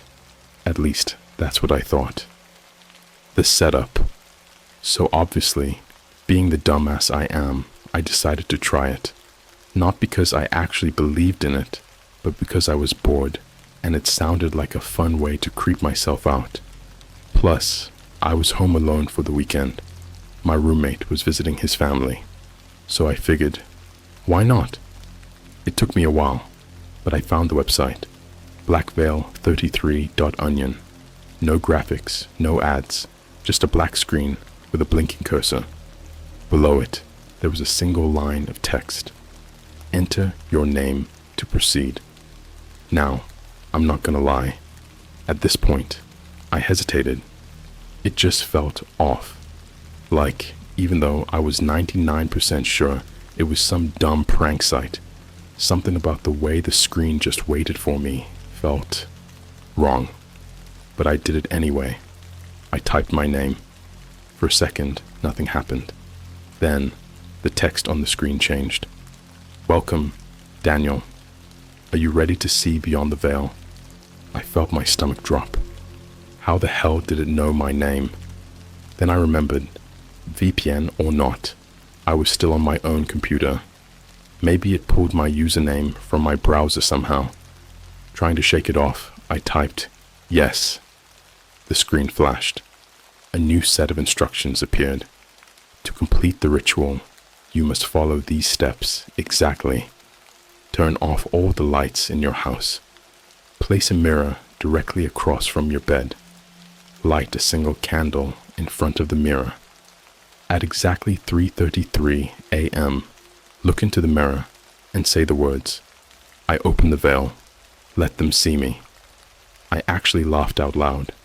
This was so dumb. But at this point, I was already invested. So I did it. I turned off all my lights, grabbed the small mirror from my bathroom, and propped it up against my closet door, right across from my bed. Then, I lit a candle and waited. By the time 3:33 a.m. rolled around, I was feeling pretty ridiculous, but I still leaned forward, looked into the mirror, and whispered, I open the veil, let them see me. Something looked back. For a second, nothing happened. Just me, sitting in a dark room like an idiot, staring at my own reflection. Then, the candle flickered, and right as the flame steadied, I noticed something. My reflection didn't move. Like I turned my head a little, just to test it, but the version of me in the mirror didn't. It just stared. I felt this wave of cold rush over me. My brain tried to rationalize it. Maybe I was just tired. Maybe the candlelight was messing with my vision, but my body was screaming at me to get out. I shot up from my bed so fast that I knocked the candle over. The second it hit the floor, the flame went out, plunging the room into total darkness. And then, in the pitch black, I heard it. A single, faint tap coming from the mirror. I didn't sleep that night. I kept telling myself I imagined it, that I let my brain get too deep into the horror vibes and freaked myself out. By sunrise, I had almost convinced myself that nothing actually happened. But then, when I went to brush my teeth, I saw it. There was a message written on my bathroom mirror. It was written in long, uneven smears, like someone had dragged their finger through the steam on the glass. And at first, I thought it was just leftover condensation from my last shower, until I read the words. I see you. I live alone. Okay. So at this point, I was officially freaked out. I stood there, staring at my bathroom mirror, heart pounding so hard I could feel it in my skull. The message, I see you, was written in long, jagged strokes, like someone had pressed their finger into the glass and dragged it downward. The worst part, the mirror wasn't fogged up. There was no steam, no condensation, nothing. Just dry glass and those smeared, impossible letters. I don't even remember moving, but suddenly I was out of the bathroom, pacing my living room in the dark, trying to rationalize what the hell I just saw. Maybe I wrote it myself and forgot. Number. That didn't make sense. I lived alone. No one else had been in my apartment. Maybe someone broke in. I ran to check the front door. Locked, dead-bolted. The windows, shut, latched. No signs of forced entry. Then what? My brain felt like it was trying to twist itself into knots. My apartment was empty. There was no way someone else was here. And yet, someone had written on my mirror. That's when I heard it. A faint scratching sound, coming from my bedroom. The thing in the mirror. I didn't want to go back in there. Every instinct in my body was screaming at me to get out, leave, burn the whole place down if I had to. But I couldn't just ignore it. Heart hammering, I crept toward my room. The scratching sound was slow, deliberate, like nails dragging across wood. My breath felt frozen in my throat. As I stepped inside, the noise stopped. Silence. The only light was from the street lamp outside, casting weird, twisted shadows across the floor. My eyes darted to the mirror, the same mirror I had set up for the ritual, and then I saw it. A handprint, pressed against the glass from the inside. It was large, too large to be mine. The fingers were too long, stretching down the surface, like they were trying to reach out. My chest tightened. I could hear my own breathing, sharp and uneven. Then the fingers twitched. I ran. I didn't even think. I just bolted out of my room, slamming the door shut behind me. My hands were shaking so bad, I could barely turn the lock.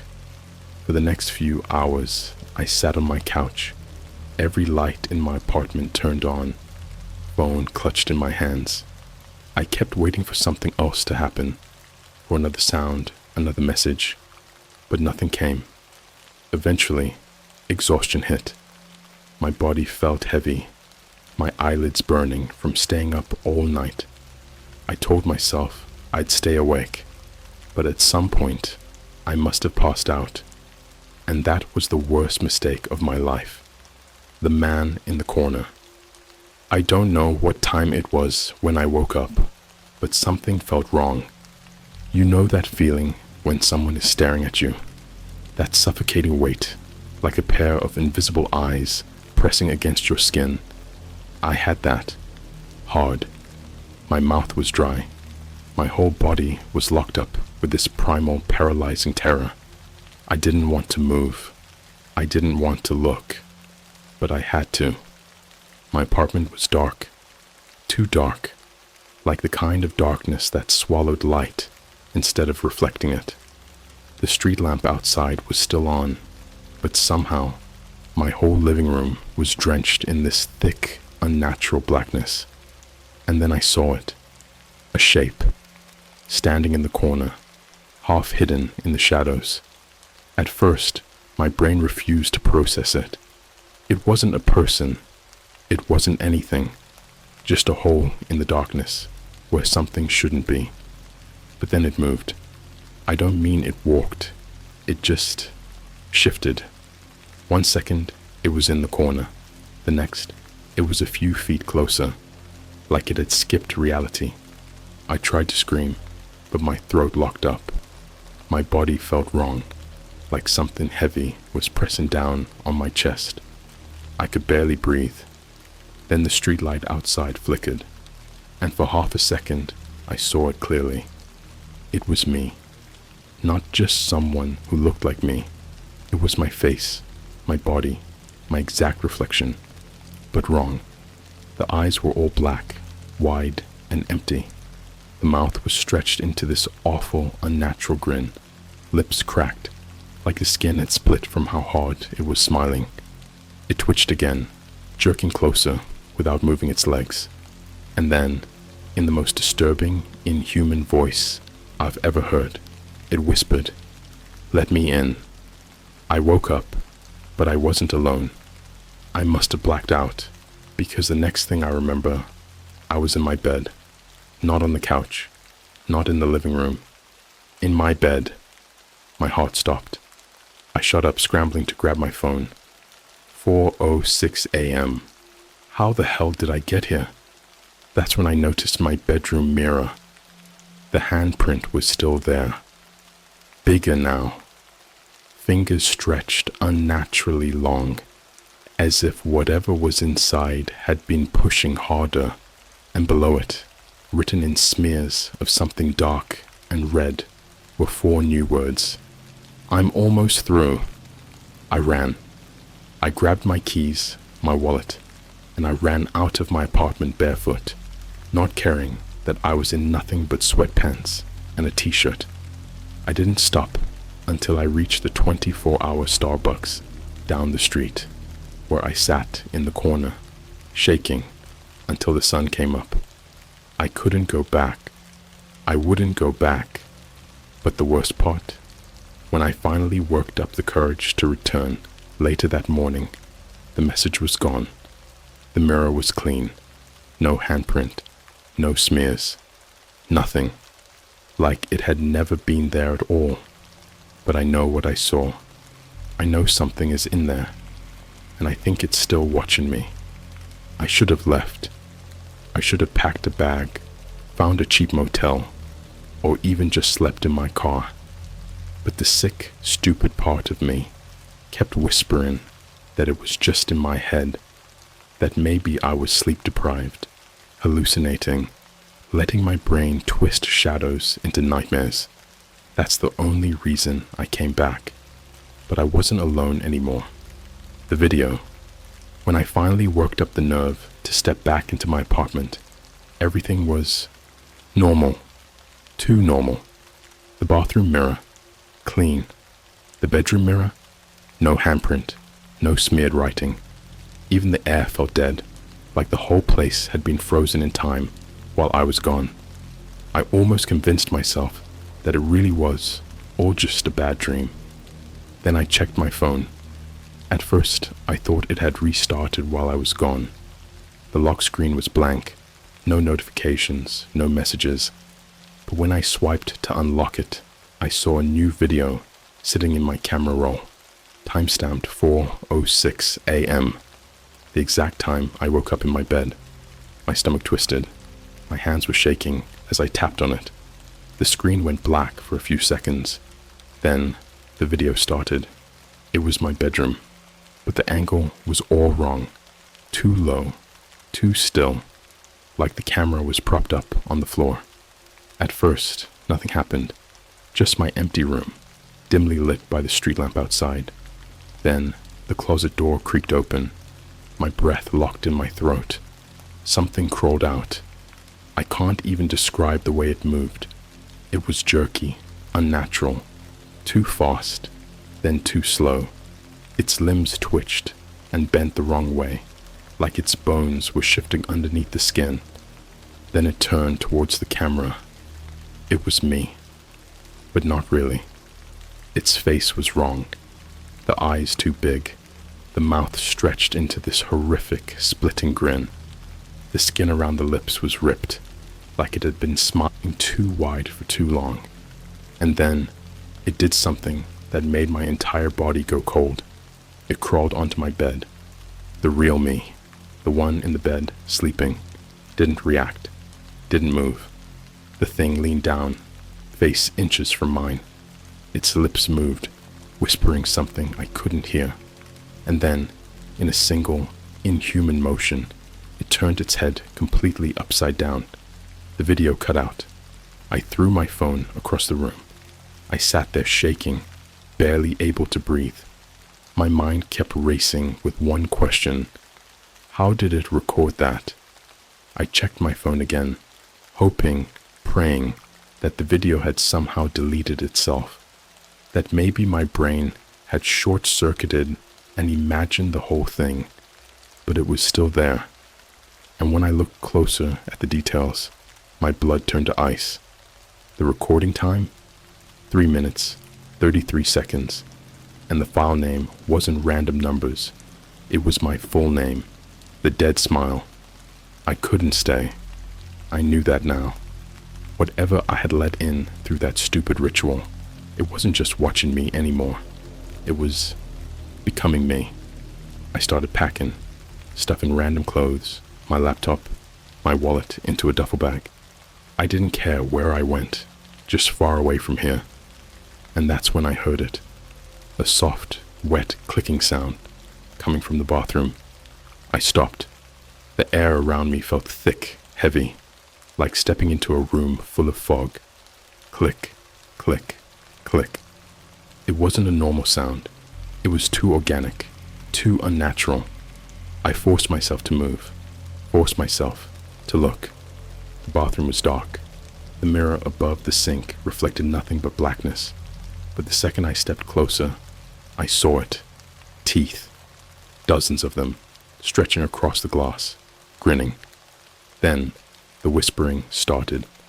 Not words, just this low, wet hissing, like something breathing through broken lungs.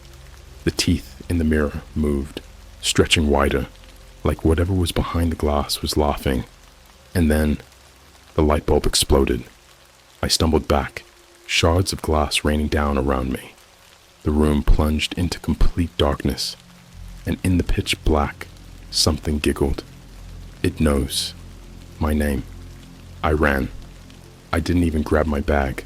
I just bolted out the door, down the stairs, out into the freezing night air. I didn't stop until I reached my car, hands fumbling for the keys, heart slamming against my ribs. I locked the doors, sat there, gasping for breath, gripping the wheel so hard my knuckles went white. For a few minutes, nothing happened.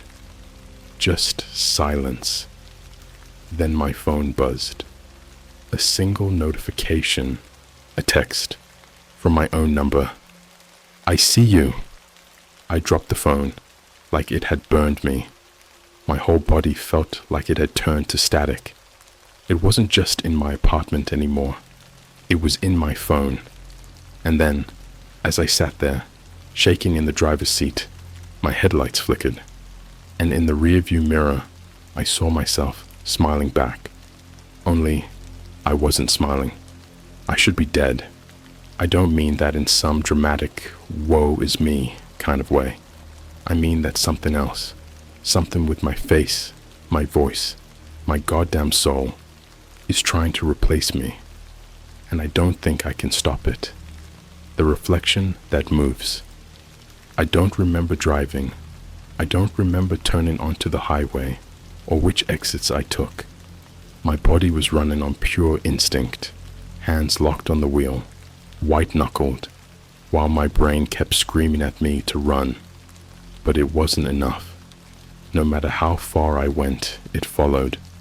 I learned that the hard way when I stopped at random 24-hour McDonald's. I hadn't eaten in almost a full day. My head was pounding, and I figured a few minutes in a public place might help me feel human again. I was wrong. The McDonald's was mostly empty, just a few truckers and some miserable employees waiting for their shift to end. The fluorescent lights buzzed faintly, flickering in a way that made my headache worse. I went into the bathroom to splash cold water on my face. Big mistake. As soon as I looked up at the mirror, I knew something was wrong.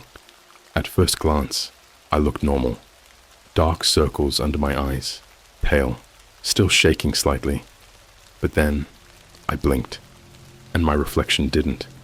I froze. My heart slammed against my ribs, the rush of blood in my ears so loud I almost didn't hear it. The whisper, "Let me wear you." My reflection's mouth moved, but the words didn't come from the glass. They came from right behind me. I spun around.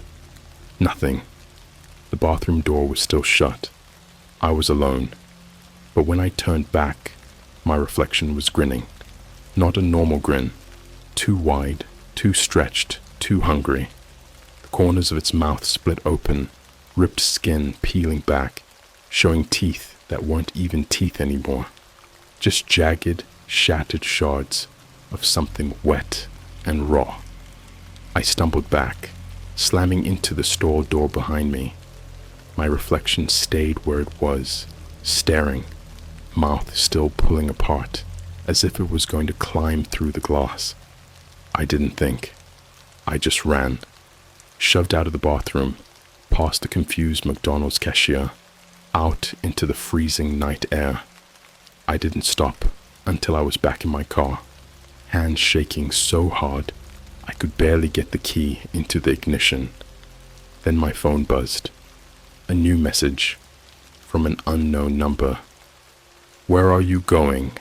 You can't hide from yourself." I threw my phone into the passenger seat. My lungs were burning, my vision blurred. I don't know how long I sat there, gripping the wheel, my whole body locking up in sheer animal terror. But then I saw something in the rearview mirror, a shadow, sitting in my back seat. I didn't turn around.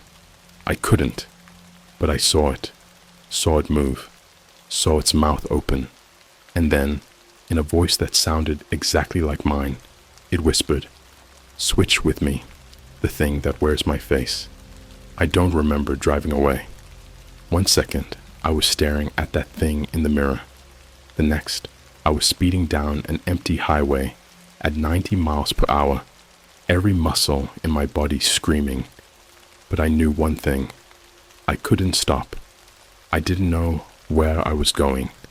I just kept driving, long past the city limits, past anything remotely familiar. Then, around 3 a.m., I saw it. A motel. One of those run-down, middle-of-nowhere places you only see in horror movies. The sign flickered VACA and CY in half-dead neon. I pulled into the lot, my entire body on the verge of collapsing. The old man at the front desk barely looked at me as I handed him my card. He just slid me a key, muttering something about no refunds if you see something weird. I didn't ask. I just took the key and locked myself in the room. The mirror is a door. The motel room smelled like cigarettes and mildew. The bed was stiff, the air stale, but it didn't matter. I wasn't staying long. I dumped my bag onto the floor, grabbed my phone, and checked the time. 3:33 a.m. That's when the bathroom light turned on by itself. I snapped my head up. The door was slightly open, the mirror inside reflecting the sickly yellow light. And standing in the reflection was me. Not just my reflection. Mr. Standing in the bathroom, staring at me through the mirror. But my real body? I hadn't moved. My reflection had stepped out of sync. I watched, paralyzed, as the other me tilted its head. Then slowly, it smiled. And I realized something. The teeth weren't mine. They were sharper, too jagged, like shards of broken glass forced into a human mouth. It lifted its hand, knocked on the glass. Once, twice. Then, in a perfect copy of my voice, it whispered, almost through. The lights flickered. The mirror shook. I ran. It's not over. I don't know how I made it out of there. I don't know how I managed to drive to another town, another motel, somewhere far away from that thing. But I do know this. The mirror in this new motel, it already has a handprint on it. And tonight, I know I'll see it smiling back. I don't sleep anymore. Not really. Every time I close my eyes, I feel it. Watching, waiting. I don't know what it wants. Not fully. But I know it's getting closer. And I don't think I can stop it. A stranger in my skin. After I fled the last motel, I drove. For hours. I don't know how far I went. I don't even know what state I'm in anymore. I just kept pushing forward until my hands started going numb against the wheel. Eventually, I ended up in another cheap motel, somewhere off a dead highway.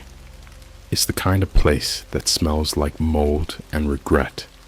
The kind of place where people check in and don't always check out. I paid in cash, didn't give my real name, but it doesn't matter. It always finds me. It started with the mirrors, just like before. At first, they'd flicker, my reflection lagging behind by a fraction of a second, a glitch in reality. Then the smiling started. I'd look away, turn back, and there it was, grinning, too wide, too wrong, teeth too sharp, like shattered porcelain jammed into bleeding gums. But last night was different, because now it's not just in the mirrors anymore, it's in me. I woke up wrong. I don't remember falling asleep. I never do anymore. But I remember waking up, and the moment I did, I knew something was wrong. I felt heavy. My body didn't respond the way it should. My limbs felt off, like they didn't belong to me. The air smelled wrong, metallic, rotten, like something had been sitting in the dark, festering. Then I saw it. The mirror. The motel had one of those cheap, full-length mirrors on the closet door. And when I looked, I wasn't looking back. At first, I thought it was just my own exhausted, hollow-eyed face. But then I noticed the details. My eyes were too dark. My lips were slightly curled.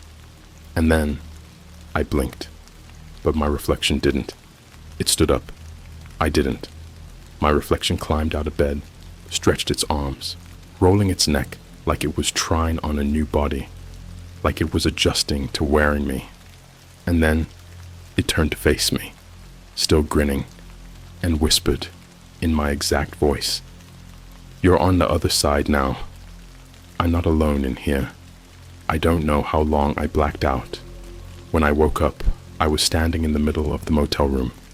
The mirror, gone, not broken, not removed, just gone, like it had never been there at all. But when I checked my phone, I had a new video. I hesitated. My whole body went cold. I didn't want to watch it. I knew what I'd see. But I pressed play anyway. The screen went black for a second.